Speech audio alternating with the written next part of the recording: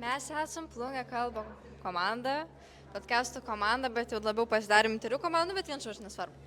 Ir esame Plungės Atviro jaunimo centro gimtadienio šventėje, kur imame interviu. Tai aš esu Liepa Rimkutė ir mano kolega. Mangirdas.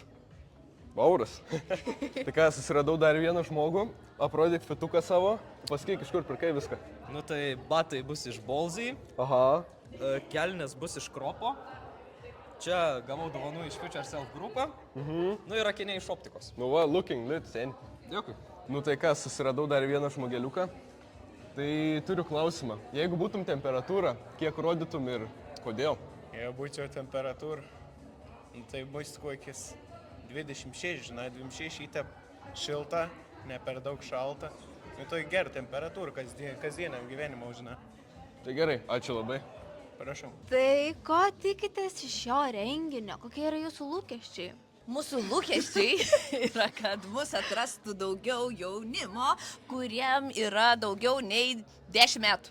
Taip, labai. Nes mes esame labai pamirštas. populiarios tarp jaunimo iki 10 metų, bet kažkaip neturim sąsajos su jūsų amžiaus kategorija, tai labai tikimės susipažinti, susidraugauti ir kad jūs atrastumėt biblioteką. Jau, Kad daugiau knygų skaitytų.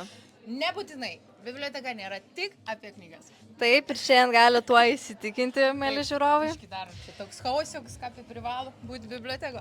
Ruošiamės.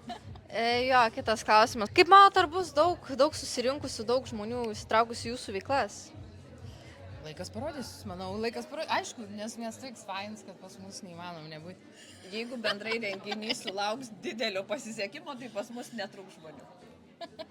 Tai okei, ačiū jums tada.